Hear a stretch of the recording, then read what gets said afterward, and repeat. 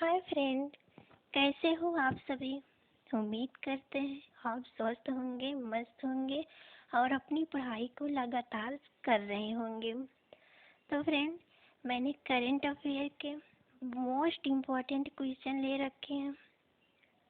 Static GK है, history, polity, science, geography के question हैं। मैंने मोस्ट इम्पॉर्टेंट क्वेश्चन ले रखे हैं फ्रेंड, जो आपकी एग्ज़ाम के लिए बहुत ही महत्वपूर्ण होंगे। आप क्लास को पूरी देखना, इसके बाद आप खुद ही समझ जाओगे कि आज की क्लास से आपके 5 से 6 नंबर तो पक्के ही पक्के हैं।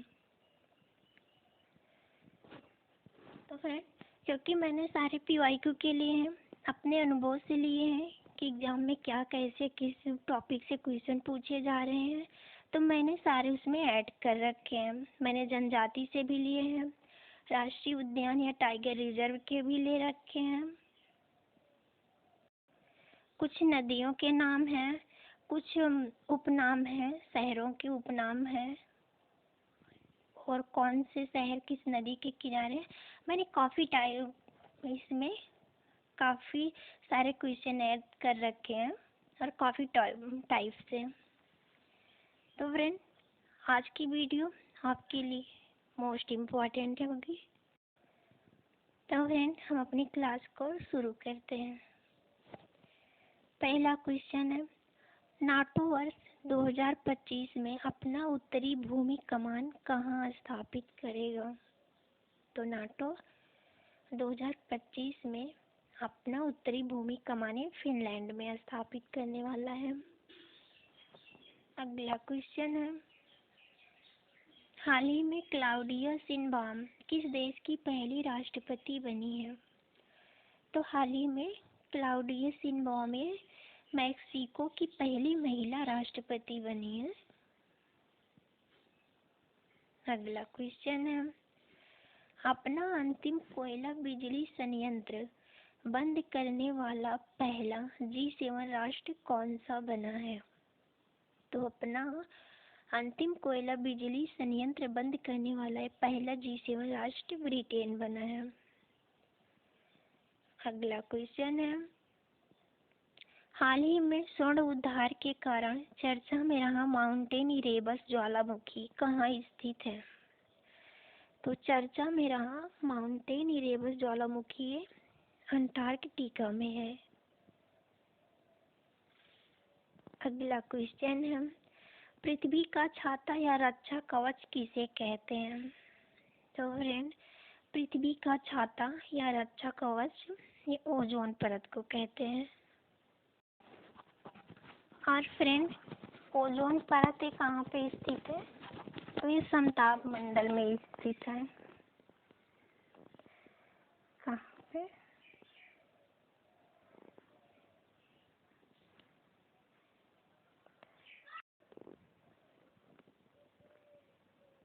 तो फ्रेंड, ये समताप मंडल में स्थित है। तो फ्रेंड, ओजोन परत समताप मंडल में स्थित है। अगला क्वेश्चन है, अंगारा F5 अंतरिक्ष रॉकेट का प्रक्षेपण किस देश में हुआ है। तो इस रॉकेट का प्रक्षेपण रूस में हुआ है। अगला क्वेश्चन है, हाल ही में वर्ष 2024 का शस्त्र रामानुजन पुरस्कार के लिए किसे चुना गया है। तो 2024 का शस्त्र रामानुजन पुरस्कार अलेक्जेंडर डन को दिया जाएगा। ये गणित के क्षेत्र में दिया जाता है रामानुजन पुरस्कार। अगला क्वेश्चन है, 4 स्टार्स ऑफ डेस्टिनी पुस्तक के लेखक कौन है। तो 4 स्टार्स ऑफ डेस्टिनी पुस्तक के लेखक हैं मनोज मुकुंद। अगला क्वेश्चन है, हाल ही में स्वदेशी लोगों को भूमि प्रदान करने के लिए मिशन वसुंधरा 3.0 कहाँ प्रारंभ हुआ है। तो स्वदेशी लोगों को भूमि प्रदान करने के लिए मिशन वसुंधरा 3.0 ये असम में प्रारंभ किया गया है। अगला क्वेश्चन है, हाल ही में 27वें अखिल भारतीय वन खेल प्रतियोगिता में ओवरऑल चैंपियनशिप कौन बना है? तो 27वें अखिल भारतीय वन खेल प्रतियोगिता में ओवरऑल चैंपियनशिप छत्तीसगढ़ बना है। अगला क्वेश्चन है, हाल ही में आईआईटी मद्रास ने कहाँ पर पहला अंतर्राष्ट्रीय अनुसंधान केंद्र खोलने की घोषणा की है? तो आईआईटी मद्रास ने अंतर्राष्ट्रीय अनुसंधान केंद्र दुबई में खोलने की अभी हाल ही में घोषणा की है। अगला क्वेश्चन है, हाल ही में किस देश के पीएम को वहां की कोर्ट ने पद से हटा दिया है? तो ये है थाईलैंड के पीएम है थावी सीन, इनको वहां की कोर्ट ने उनके पद से हटा दिया है। अगला है, किस समुदाय को न्याय प्रदान करने के लिए अत्याचार निरोधक अधिनियम 1989 बनाया गया? तो आप बताइए, किस समुदाय को न्याय प्रदान करने के लिए अत्याचार निरोधक अधिनियम 1989 बनाया गया? तो ये आदिवासी और दलित लोगों को न्याय प्रदान करने के लिए बनाया गया है। अगला है, जो जिला दर्रा जोड़ता है, तो जो जिला दर्रा किसे जोड़ता है? श्रीनगर को लेह से। श्रीनगर को लेह से जो जिला दर्रा जोड़ता है।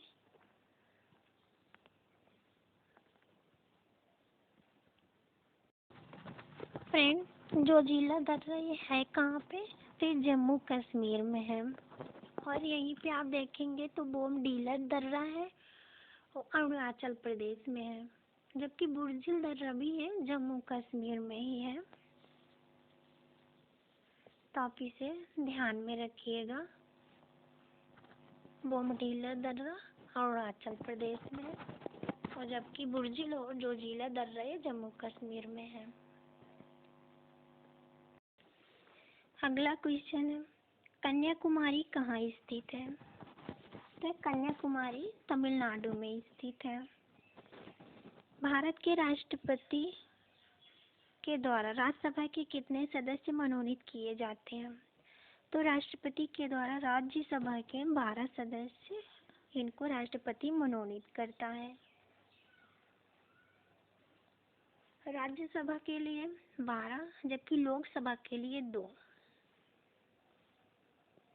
अगला है, केंद्रीय मंत्रिपरिषद किसके प्रति उत्तरदायी होता है?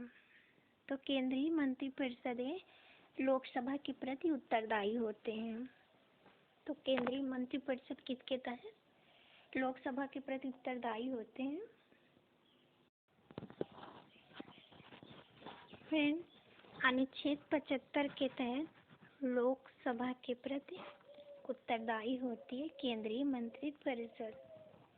अगला क्वेश्चन है, महात्मा गांधी को किसने सर्वप्रथम राष्ट्रपिता कहकर संबोधित किया? तो महात्मा गांधी को सर्वप्रथम राष्ट्रपिता कहकर सुभाष चंद्र बोस ने संबोधित किया था। अगला क्वेश्चन है, एशिया पावर इंडेक्स रिपोर्ट 2024 के अनुसार भारत किस स्थान पर है? तो एशिया पावर इंडेक्स रिपोर्ट 2024 के अनुसार भारत तीसरा शक्तिशाली देश बना है। तो भारत तीसरा सबसे बड़ा शक्तिशाली देश बना है एशिया पावर इंडेक्स के अनुसार। इसे जारी कौन करता है? तो लोबी संस्थान इसे जारी करती है, जबकि इसमें टोटल कंट्री थे, टॉप कंट्री में था अमेरिका, चीन, टोटल देश थे 27।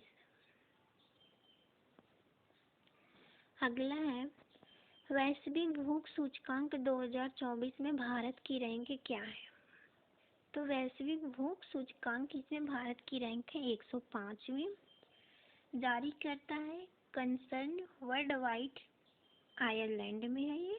वेंथुगर हिल्फे जर्मन संस्था है, जिसमें टोटल कंट्री थी 125 और टॉप देश पे था बेलारूस। तो वैश्विक भू सूचकांक में शीर्ष देश था बेलारूस। भारत का स्थान था 105वां। अगला क्वेश्चन है, हाल ही में गांधी जी के अतिरिक्त किसका जन्मदिन 2 अक्टूबर को मनाया गया? तो गांधी जी के अतिरिक्त लाल बहादुर शास्त्री का जन्मदिन 2 अक्टूबर को मनाया गया।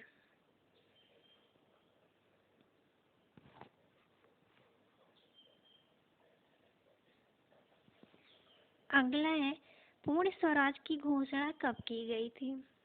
तो पूर्ण स्वराज की घोषणा 1929 लाहौर अधिवेशन में किया गया था, जिसकी अध्यक्षता किसने की थी? लाहौर अधिवेशन की अध्यक्षता पंडित जवाहरलाल नेहरू ने।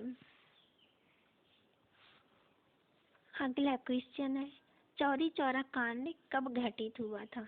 तो चौरी चौरा कांड घटित हुआ था 6 फरवरी 1922 को। कहाँ पे घटित हुआ था? तो ये गोरखपुर में हुआ था, जिसके अंतर्गत ये पुलिस थाने में आग लगा दी गई थी, जिसमें पुलिस 22 सिपाहियों की मौत हो गई थी। आज कुछ इशू चल रहा है, ये ठीक से चल नहीं रहा है, फिर भी हम लिख दें।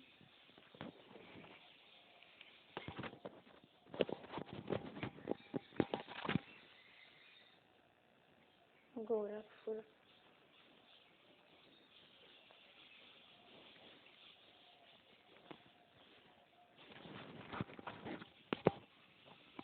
ये गोरखपुर में घटित हुआ था, जिसके अंतर्गत थाने में आग लगाकर 22 सिपाहियों को जिंदा जला दिया गया था।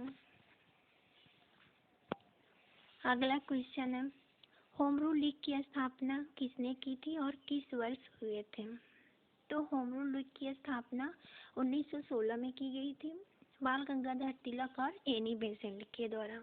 इन दोनों के द्वारा होम रूल लीग की स्थापना की गई थी।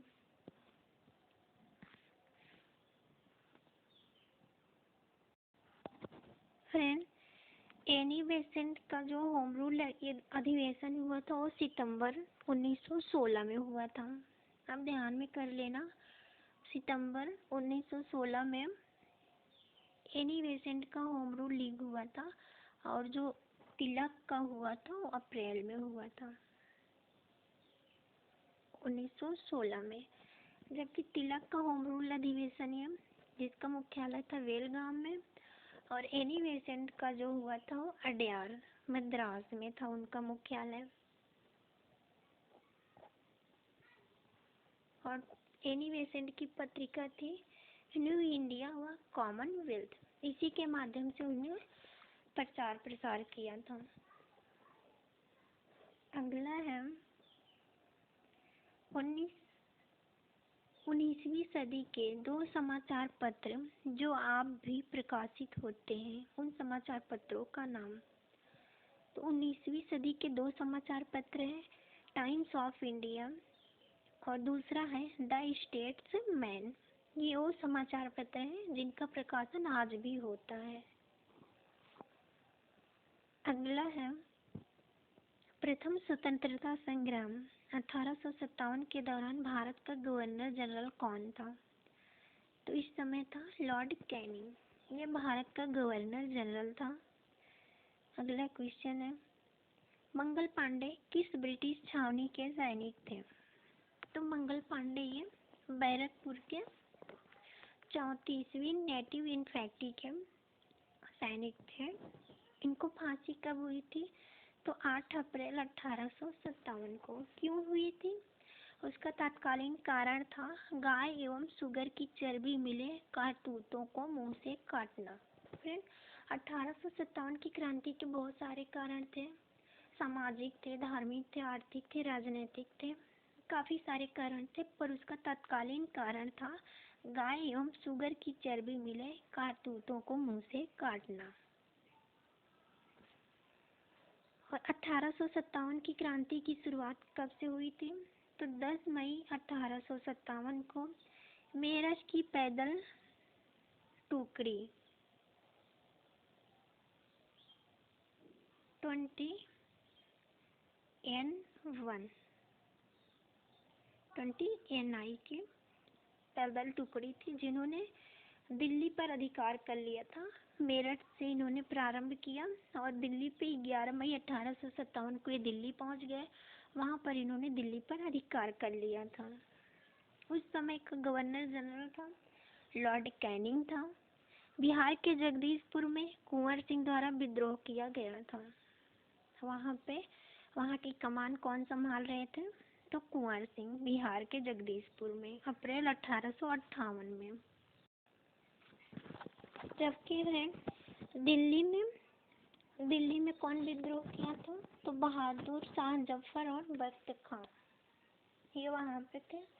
और कानपुर से नाना साहब और तात्या टोपे, इन्होंने अपनी सेना का नेतृत्व किया था। तो आप नोट कर लेना चाहें तो कानपुर में नाना साहब और तात्या टोपे ने सेना का नेतृत्व किया था। तो वहाँ पे कब विद्रोह हुआ था? 5 जून 1857 को। लखनऊ में जबकि बेगम हजरत महल और वीरजिस कादिर थे, उन्होंने सेना का नेतृत्व किया था। और झांसी की तो रानी लक्ष्मीबाई थी।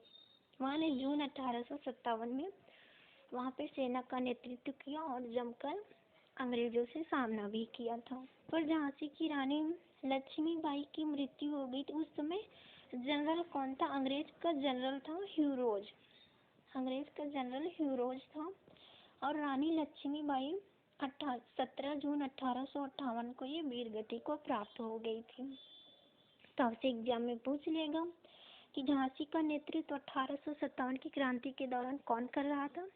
तो रानी लक्ष्मीबाई, इन्होंने वहाँ पे विद्रोह किया था। इसके बाद वहाँ का उस समय अंग्रेज का जनरल कौन था? तो ह्यूरोज था। और इन्हें वीर गति कब प्राप्त हुई थी? तो 17 जून 1858 को।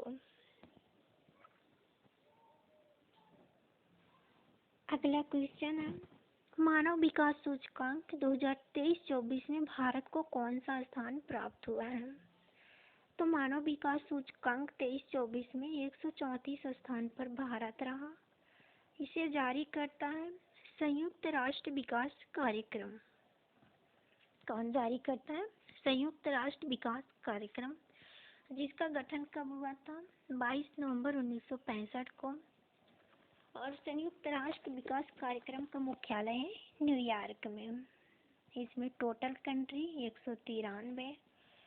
टॉप देश पे था स्विट्जरलैंड, दूसरे नंबर पे नॉर्वे, तीसरे नंबर पे आइसलैंड था। और मानव विकास सूचकांक में अंतिम स्थान पर कौन था? तो सोमालिया था। अगला क्वेश्चन है, भारत एवं चीन को अलग करने वाली रेखा किस नाम से जानी जाती है? तो भारत और चीन के बीच में जो खींची गई रेखा है उसे मैकमोहन रेखा के नाम से जानते हैं हम। कुछ और रेखाएं हैं जो दो देशों को अलग करती हैं, हम उन्हें भी देख लेते हैं, जो बहुत महत्वपूर्ण है। और ये तो आप भी पेपर दे रहे हैं, जानते होंगे, लगातार बहुत सारी परीक्षाओं में पूछे जा रहे हैं। तो जर्मनी और पोलैंड के बीच में खींची गई रेखा हिंडेनबर्ग रेखा है। ये दो देशों को अलग करती है। और रेड क्लिफ रेखा, ये भारत और पाकिस्तान के बीच में खींची गई है। और अफगानिस्तान और भारत के बीच में डूरेंड रेखा अफगानिस्तान और भारत के बीच में है, जबकि रेड क्लिफ रेखा ये भारत एवं पाकिस्तान के बीच में है। अगला क्वेश्चन है, गगनचुंबी इमारतों का शहर किसे कहा जाता है?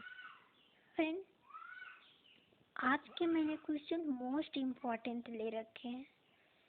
जिन जिन टॉपिक से परीक्षा में हम क्वेश्चन बनते थे, मैंने वो सारे टॉपिक कवर करने की कोशिश की है ताकि आपकी परीक्षा के लिए बहुत ही हेल्पफुल साबित हो सके। अगला है, गगनचुंबी इमारतों का शहर किसे कहा जाता है? तो न्यूयॉर्क को गगनचुंबी इमारतों का शहर कहते हैं। ये संयुक्त राज्य अमेरिका में है। रोज पिंक सिटी किसे कहा जाता है? तो जयपुर को। जयपुर को रोज पिंक सिटी के नाम से जानते हैं। जयपुर भारत में है। Land of the golden pagoda, most important question, लगातार परीक्षा में पूछा जा रहा है। Land of the golden pagoda के नाम से किसे जाना जाता है? तो म्यांमार को। अगला है गेटवे ऑफ इंडिया। तो गेटवे ऑफ इंडिया से किसे जाना जाता है? मुंबई को। मुंबई कहाँ में? भारत में है। तो land of the golden pagoda Myanmar को कहते हैं, गेटवे ऑफ इंडिया मुंबई को, और रोज पिंक सिटी के नाम से जयपुर को जाना जाता है। और जबकि गगनचुंबी इमारतों का शहर न्यूयॉर्क को कहते हैं। बगदाद किस नदी के किनारे बसा है? तो बगदाद ये टिग्रिस नदी के किनारे बसा है। तो बगदाद शहर टिग्रिस नदी के किनारे, जबकि बर्लिन शहर स्प्री नदी के किनारे। बर्लिन शहर स्प्री नदी के किनारे, और खार्तूम शहर ये नील नदी के किनारे बसा है। और लखनऊ शहर गोमती नदी के किनारे बसा है। और लंदन टेम्स नदी के किनारे।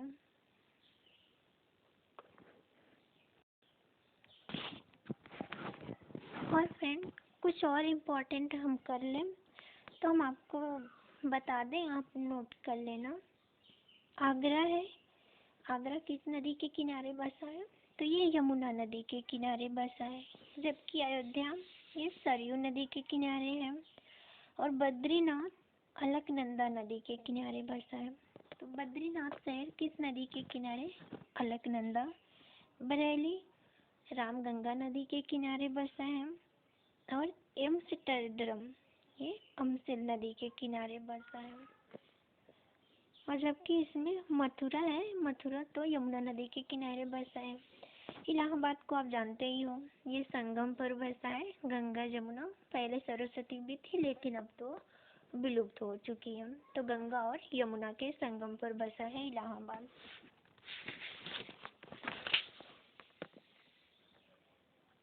अगला क्वेश्चन है, विटामिन ए का रासायनिक नाम क्या है? तो विटामिन ए का रासायनिक नाम है रेटिनॉल।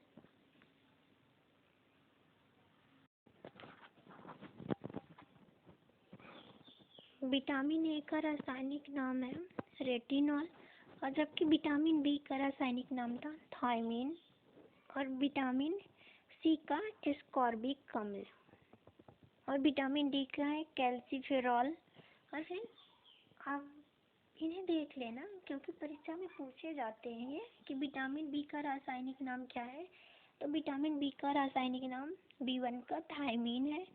और आप B2 का भी देखोगे तो B2 का होता है राइबोफ्लेविन। ये विटामिन बी का होता है। जबकि विटामिन बी में 12 का ज़्यादा पूछा जाता है, विटामिन 12। तो इसका होता है साइक्लोकोबालमिन।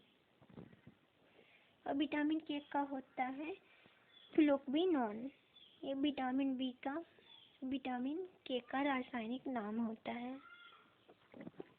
अगला क्वेश्चन है, हजारीबाग राष्ट्रीय वन्यजीव अभयारण्य कहाँ पर स्थित है? तो हजारीबाग वन्यजीव अभयारण्य झारखंड में है। कुछ और अभयारण्य हम देख लें जो आपकी परीक्षा के लिए बहुत ही इम्पोर्टेंट है। तो डोलमा वन्यजीव अभयारण्य है और बेतवा वन्यजीव अभयारण्य। तो डोलमा वन्यजीव अभयारण्य, बेतवा वन्यजीव अभयारण्य और हजारीबाग राष्ट्रीय वन्यजीव अभयारण्य, ये तीनों कहाँ पर है? झारखंड में। हजारीबाग राष्ट्रीय वन्यजीव अभयारण्य, डोलमा वन्यजीव अभयारण्य और बेतवा वन्यजीव अभयारण्य, ये तीनों झारखंड के हैं। और जबकि सिमलीपाल वन्यजीव अभयारण्य ये उड़ीसा का प्रसिद्ध वन्यजीव अभयारण्य है। जिम कॉर्बेट राष्ट्रीय उद्यान, जिसका नाम बदलकर रामगंगा नेशनल उद्यान रख दिया गया, उत्तराखंड में है। अगला है पंचमढ़ी वन्यजीव अभयारण्य, ये मध्य प्रदेश में है।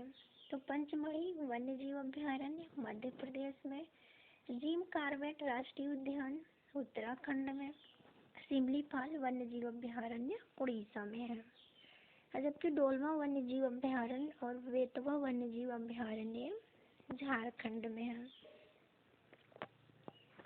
गद्दी जनजातियाँ कहाँ पाई जाती हैं? तो गद्दी जनजातियाँ ये हिमाचल प्रदेश में पाई जाती है। गद्दी हिमाचल प्रदेश की है। और गारो जनजातियाँ ये मेघालय की है, प्रसिद्ध है, कई बार एग्जाम में पूछा जा चुका है। संथाल जनजाति लगातार पूछी जाती है, बिहार और झारखंड की प्रमुख जनजाति है, जिनमें से सोमपेन और जारवा जनजाति अंडमान निकोबार की हैं। बुक्सा और भोटिया जनजाति उत्तराखंड की है। तो बुक्सा और भोटिया जनजाति उत्तराखंड की है। सोमपेन जारवा जनजाति अंडमान निकोबार की ये प्रमुख जनजातियां हैं। और संथाल जनजाति ये तो झारखंड की और बिहार की प्रमुख जनजाति है। और भील जनजाति तो राजस्थान और आंध्र प्रदेश की प्रमुख जनजाति होती है। एक दो और देख लो आप, तो गोंड जनजाति होती है, मध्य प्रदेश बिहार झारखंड की होती है ये। अगला है पायरोमीटर किसे नापने के लिए प्रयोग में लाया जाता है? तो पायरोमीटर का प्रयोग हम किस लिए करते हैं? तो भूकंप की तीव्रता को मापने के लिए पायरोमीटर का प्रयोग किया जाता है। अगला है रडार का प्रयोग किसके लिए प्रयोग किया जाता है?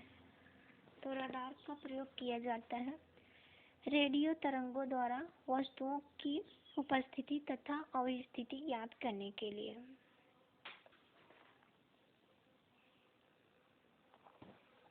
अगला है वायुमंडल की आपेक्षिक आर्द्रता किससे मापी जाती है? तो वायुमंडल की आपेक्षिक आर्द्रता हाइग्रोमीटर से मापी जाती है। अगला है धूप के चश्मे की पावर होती है। तो धूप के चश्मे की पावर क्या होती है? 0 डायोप्टर। 0 डायोप्टर ये धूप के चश्मे की पावर होती है। अगला है प्रथम विश्व युद्ध कब शुरू हुआ और किसके कार्यकाल में? तो प्रथम विश्व युद्ध 4 अगस्त 1914 को और 1918 तक ये चला था। उस समय वायसराय लॉर्ड हार्डिंग सेकंड था, जिसे 1916 में बनारस हिंदू विश्वविद्यालय का कुलाधिपति भी नियुक्त किया गया था। और फिर 1916 में होम रूल लीग अधिवेशन हुआ था ना, जिसकी अध्यक्षता की थी तिलक और एनी बेसेंट ने। अगला है किस अनुच्छेद के अंतर्गत ग्राम पंचायत का गठन किया गया है? तो ग्राम पंचायत का गठन अनुच्छेद 40 के अंतर्गत है। मोस्ट इम्पोर्टेंट क्वेश्चन है, आप टिक मार लेना। ग्राम पंचायत का गठन अनुच्छेद 40 हर एक परीक्षाओं में बार बार पूछा जा रहा है। अगले में है इसमें 4-5 और आप देख लेना अनुच्छेद। मोस्ट इम्पोर्टेंट है जो समस्त न्याय और निःशुल्क विधिक सहायता अनुच्छेद 39 में है। नागरिकों के लिए एक समान सिविल संहिता, तो नागरिकों के लिए एक समान सिविल संहिता अनुच्छेद 44 में है। समस्त न्याय और विधिक सहायता अनुच्छेद 39 में है। निःशुल्क और अनिवार्य शिक्षा अनुच्छेद 45 में। सभी के लिए निःशुल्क और अनिवार्य शिक्षा अनुच्छेद 45 में है। राष्ट्रीय स्मारक और स्थानों का संरक्षण, तो राष्ट्रीय महत्व के स्मारकों का संरक्षण अनुच्छेद 49 में है। कार्यपालिका से न्यायपालिका का पृथक्करण अनुच्छेद 50 में है। तो कार्यपालिका से न्यायपालिका का पृथक्करण अनुच्छेद 50 में है। राष्ट्रीय स्मारक और स्थान का संरक्षण अनुच्छेद 49 में है। और फ्रेंड 2-3 और करा लूँ जो महत्वपूर्ण है। तो अंतर्राष्ट्रीय शांति और सुरक्षा की अभिवृद्धि है। तो अंतर्राष्ट्रीय शांति बनाए रखना ये किस अनुच्छेद के अंतर्गत है? तो अनुच्छेद 51 के अंतर्गत इसको रखा गया है। और जबकि यहाँ पे आप देखो तो कर्मकारों के लिए निर्वाह और मजदूरी, ये अनुच्छेद 43 के अंतर्गत इसको रखा गया है। तो फ्रेंड ये थी हमारी आज की वीडियो। आपको हमारी वीडियो पसंद आए तो हमारे चैनल को शेयर कर देना, लाइक और सब्सक्राइब जरूर कर देना। फ्रेंड हमारी कोशिश आपको परीक्षा के लिए आपको अच्छे से अच्छा कंटेंट देना। तो हमने अपनी इस वीडियो में, इस क्लास में संभव हो सका मैंने सारे टॉपिक से कवर करने की कोशिश की है। तो अगर हमारी वीडियो आपको पसंद आए तो सब्सक्राइब ज़रूर कर देना।